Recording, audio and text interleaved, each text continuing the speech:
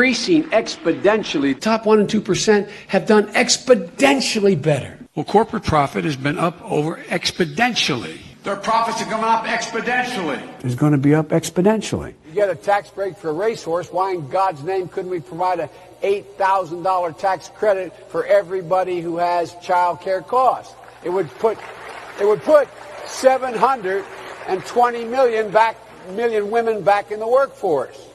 It would increase the GDP, to sound like a wonk here, by about 0.8%. It would grow the economy. Time friend, and she's a friend. She's been my friend in and out of public life. I want to be clear.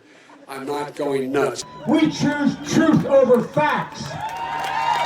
When Bobby Kennedy and Dr. King had been assassinated in the 70s. We choose truth over facts. I want to thank Rich Fitzgerald, the county executive, Allegheny County executive, for being here. And all my time in public life, from since I've gotten involved, the country wasn't built by Wall Street bankers, CEOs, and hedge fund managers. If the enterprise hit hard times, everybody took a hit. Union workers, the UAW, took incredible cuts in their future and their pensions and the left to get GM working. They also got that last year and try to cut wages or freeze wages for their people. Right today, the same is happening in big hospital systems. I think we have to rethink. Look, anyway. Well, here's your opportunity right now to just say you apologize, you're sorry. I think we can clean this up right now. Well, by the way, I did. I understand. Right. Yeah. We haven't. There's so much more work to do to figure out how. The one important thing I know. Well, I tell you what the deal was. I did not. What I didn't want to do, and I didn't want to, quote, invade her space. I didn't want to get in a situation where this became, and then when I heard all this about and it was legitimate, expecting a call every time the phone rang, and so I spoke to some leading women advocates in this area someone knew her. You know, I think what she wants you to say is, I'm sorry for the way I treated you, not for the way you were treated. I think that might be closer. Well, but I'm sorry the way she got treated. In terms of, I never heard say, if you go back and look what I said and didn't say.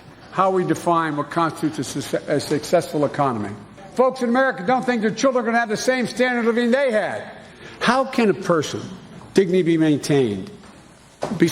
Why they do that? It means investing much more in medical research to conquer devastating diseases like cancer and addiction and Alzheimer's.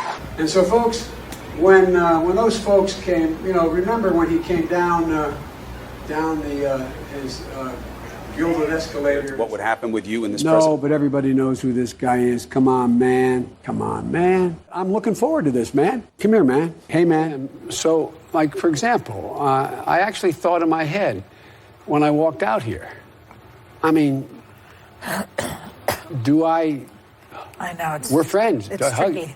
No, but I should be able to read better. But I have never in my life done anything in approaching a woman that has been, other than trying to bring solace. I'm used to, like one of your staff was, I think it's really important we listen. Whether I sit down next to somebody and it's not invited to sit down. So that's my responsibility. I have to be more aware, and it's totally legitimate. But anyway, I think it's legitimate, and I think it is. And to anyone, but I don't think anyone's ever said. But they have also said we'd like an apology. Well, look, I'm really sorry if they. Nancy Pelosi wants you to say, "I'm sorry that I invaded your space." Sorry, I invaded your space. I mean, I'm sorry this happened.